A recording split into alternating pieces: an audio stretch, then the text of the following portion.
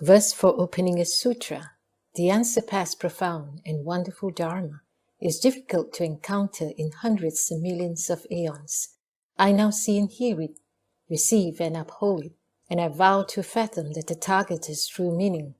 The wonderful Dharma Lotus Flower Sutra, Masters of the Dharma, Chapter 10.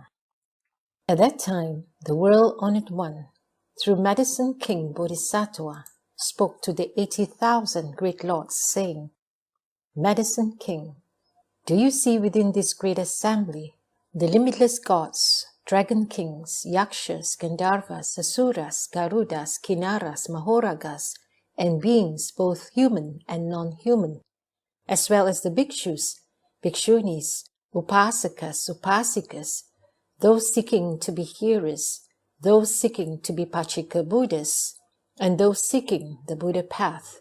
Upon such ones as these, all in the presence of the Buddha, who hear but one verse or one sentence of the wonderful Dharma Lotus Flower Sutra, or who have even one thought of rejoicing in it, I bestow predictions of their future attainment of Anuttara Sankhya Sambodhi. The Buddha told the Medicine King, furthermore, after the extinction of the thus come one, should there be one who hears but a single verse or a single sentence of the wonderful Dharma Lotus Flower Sutra, or who has even one thought of rejoicing in it, I bestow upon him as well a prediction of Anuttara Sankhya Sambodhi. Further, should there be one who receives and upholds, reads and recites, explains and teaches or copies out the wonderful Dharma Lotus Flower Sutra, be it even a single verse, looking upon the sutra text with reverence, as he would the Buddha himself, making various kinds of offerings of flowers, incense, beads, powdered incense, paste incense, burning incense, silk canopies, banners, clothing, and music, or who even join his palms in reverence, O Medicine King, you should know that such a person has in the past already made offerings to tens of myriads of millions of Buddhas, in the presence of those Buddhas, accomplishing great vows. It is out of pity for living beings that he is born among human beings. O Medicine King, if someone should ask you what type of living beings shall in the future become Buddhas, you should point out to him that these very people in the future certainly shall become Buddhas. Why is this?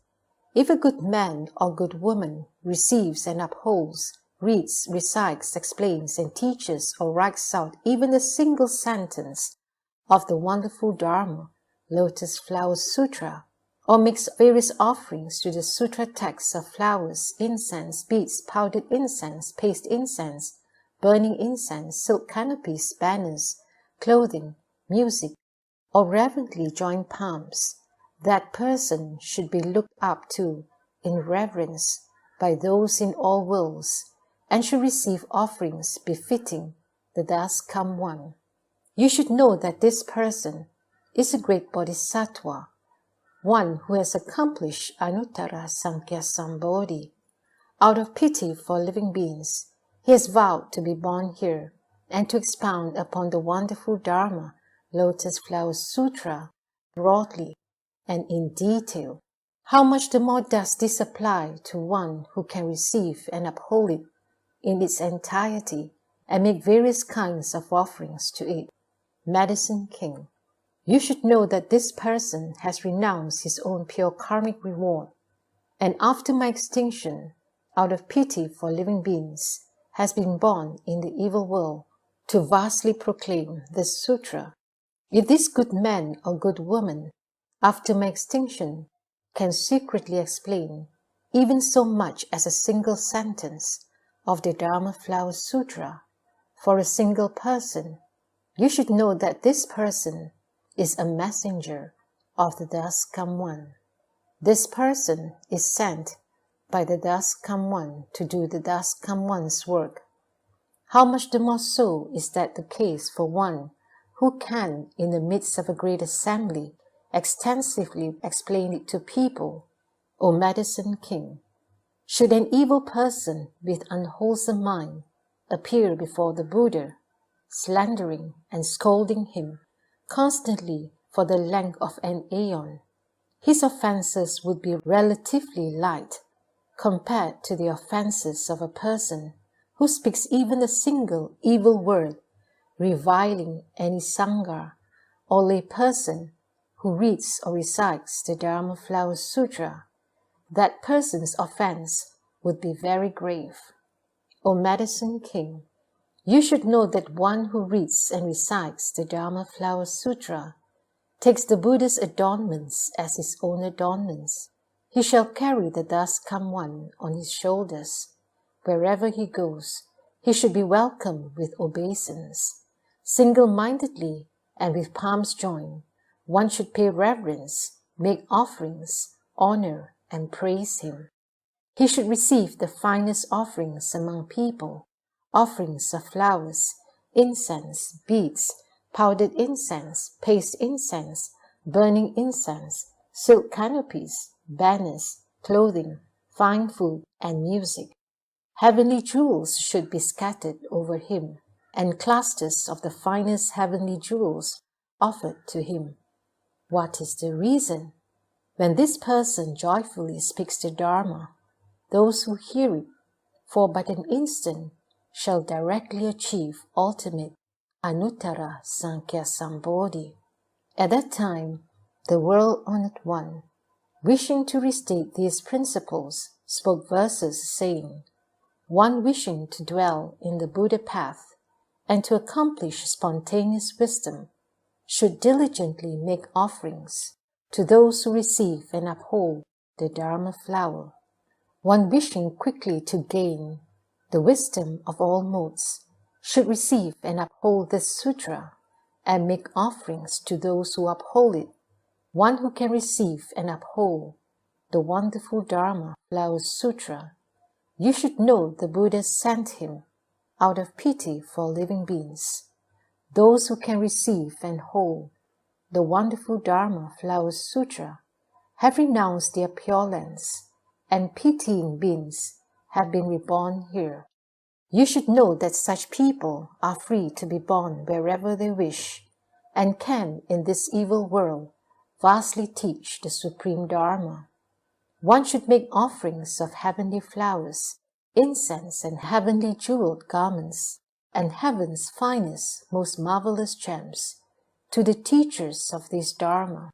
One who can uphold this sutra, after my extinction in the evil age, should be worshipped with palms joined, as if making offerings to the world-honored one. Fine food and many sweet delicacies and various kinds of clothing should be offered to this disciple of the Buddha, hoping to hear him speak, even for a moment. One who can, in the latter age, receive and uphold this sutra has been sent by me into the human realm to carry out the thus come one's work. If, for the space of an aeon, one were to harbor an unwholesome mind and scowling scold the Buddha, he would incur measureless offenses. But if one were but for a moment to speak ill of one who reads, recites, or upholds the Dharma Flower Sutra, his offenses would exceed the former's. If one who seeks the Buddha path were for the length of an aeon to stand before me with palms joined, praising me with countless verses, because of his praise of the Buddha, he would gain limitless merit and virtue. But one who praises the upholder of this sutra would gain blessings exceeding that. One who, throughout 18 million aeons, make offerings to the holder of this sutra, of the finest forms, sounds, fragrances, tastes, and tangible objects, and having made such offerings, get to hear it for but an instant, he should be filled with rejoicing, thinking, I have gained great benefit. Medicine King, I tell you now, of all the sutras I have spoken, the Dharma flower is foremost. At that time, the Buddha further told the Bodhisattva Mahasattva, Medicine King, of all the limitless thousands of myriads of millions of sutras I have spoken, am speaking, or will speak, the Dharma flower is the hardest to believe and the hardest to understand. Medicine King, this sutra is the treasury of the Buddha's secrets and essentials. It must not be distributed or falsely presented to people. That which the Buddhas, the well-honored ones, have guarded from the distant past until now has never been explicitly taught. This sutra incurs much hatred and jealousy even now, when the thus come one is present. How much the more so will this be the case after his extinction? Medicine King, you should know that after my extinction, those who can write out, uphold, read, recite, make offerings to, and explain it for others, shall be covered with the thus come one's robes, and shall also be protected and held in mind by the Buddhas present in other directions. These people have great powers of faith, powers of resolution, and vows and power of good roots. Know that these people shall dwell together with the thus come one, and shall have their heads rubbed by the hands of the thus come one. Medicine King, in any place where this sutra is spoken, read, recited, written out, or stored, one should build a stupa of the 7 jewels, making it high, broad, and adorned. It is not necessary to place sharira in it. Why is this? Within it already is the complete body of the thus come one. To this stupa one should make offerings of all kinds of flowers, incense, beads, silk, canopies, banners, vocal and instrumental music, honoring and praising it. If people should see this stupa, bow before it, and make offerings to it, you should know that they are close to Anuttara Sankhya Sambodhi. Medicine King, many people, both at home and left home, practice the Bodhisattva path. If they are unable to see, hear, recite, write out, uphold, or make offerings to the Dharma Flower Sutra, know that these people have not yet skillfully practiced the Bodhisattva path. If they are able to hear the sutra, then they will be able to skillfully practice the Bodhisattva path. If living beings that seek the Buddha path get to see or hear the Dharma Flower Sutra, and having done so, receive and uphold it with faith and understanding, know that these people have drawn near to Anuttara Sankhya Sambodhi. Medicine King, it is like a person who is thirsty and in need of water. Although he digs for it on a high plain, all he sees is dry earth, and he knows the water is still far off. He continues efforts without cease, and eventually sees moist earth and then mud. He is then certain that water must be close at hand. The Bodhisattvas are also like this. Know that those who have not yet heard, not yet understood, or not yet put into practice the Dharma Flower Sutra are still far from Anuttara Sankhya Sambodhi. Those who have heard and understood, thought upon, and put it into practice certainly should be known as coming near to Anuttara Sankhya Sambodhi. What is the reason? The Anuttara Sankhya Sambodhi of all the Bodhisattvas belongs to this sutra. This sutra opens the expedient Dharma doors. It demonstrates the true real mark. The storehouse of the Dharma Flower Sutra is deep, solid, recondite, and far-reaching. No one could reach it except that now the Buddha, in teaching and transforming the Bodhisattvas and bringing them to accomplishment, demonstrates it for their sakes. Medicine King. If a bodhisattva, upon hearing the Dharma Flower Sutra, is frightened or afraid, you should know that he is a bodhisattva of newly resolved mind. If a hearer, upon hearing this sutra, is frightened or afraid, you should know he is one of overweening arrogance. Medicine King. If there is a good man or a good woman, after the extinction of the Das Kam One, who wishes to speak the Dharma Flower Sutra for the sake of the four assemblies, how should they speak it? This good man or good woman should enter the Das Kam One's room, put on the Das Kam One's robe, sit on the Das Kam One's throne, and only then expound upon this sutra for the sake of the four assemblies. The Das Kam One's room is the mind of great compassion towards all living beings. The Das Kam One's robes are the mind of gentleness and patience. The Das Kam One's throne is the emptiness of all dharmas. Established securely in these, one may then, with an unflagging mind, expound upon the Dharma Flower Sutra for the sake of the bodhisattvas and the four assemblies. Medicine King. From another country, I will send transformed people to gather an assembly of Dharma listeners. I will also send transformed bhikshus, bhikshunis, upasakas, and upasikas to listen to the Dharma being spoken. All these transformed people, hearing the Dharma, will believe it and accept it and comply with it without objection.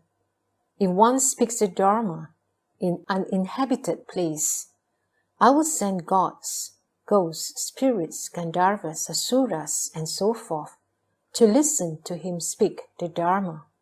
Although I am in another country, I will at all times cause the speaker of Dharma to be able to see me.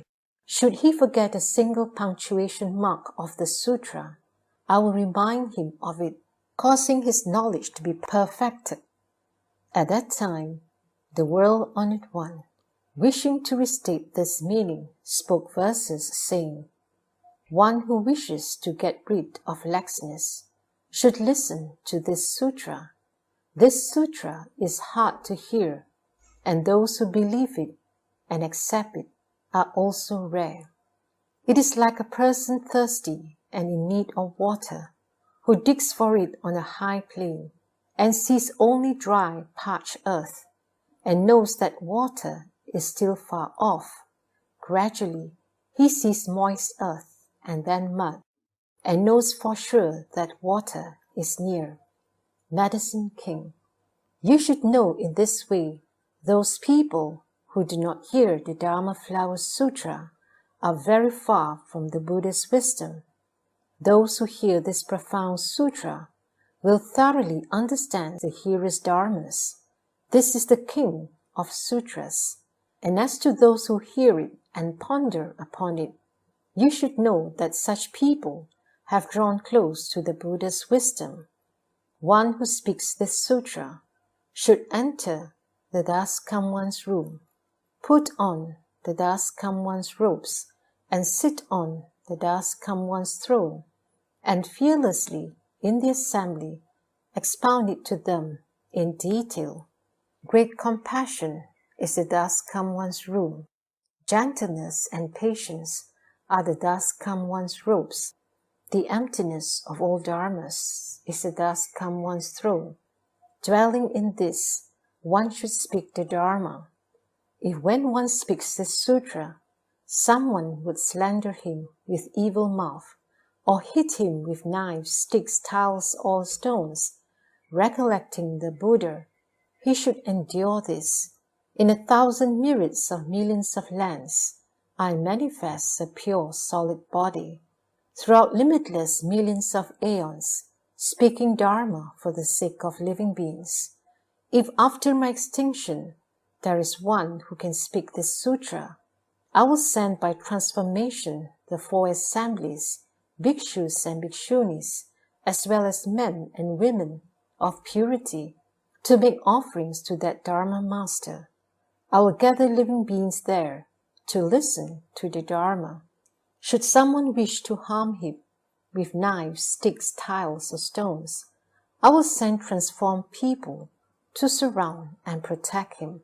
Should the speaker of Dharma be alone in an uninhabited place where it is lonely without a human sound, and there be reading and reciting this sutra, I will then manifest a pure and radiant body. Should he forget a single passage or sentence, I'll remind him so he recites it smoothly. Should persons of such virtue preach for the four assemblies or recite the sutra in a deserted place, they shall all see me. Should one be dwelling in an empty place, I will send gods and dragon kings, yakshas, ghosts, spirits, and so forth to be listeners in the Dharma assembly. This person will delight in speaking the Dharma and explain it in detail without obstruction, because the Buddhists are protective and mindful of him. He can cause the assembly to rejoice greatly. One who draws near this Dharma master will quickly gain the Bodhisattva path. One who follows this master in study will see Buddhas as countless as the Ganges sands.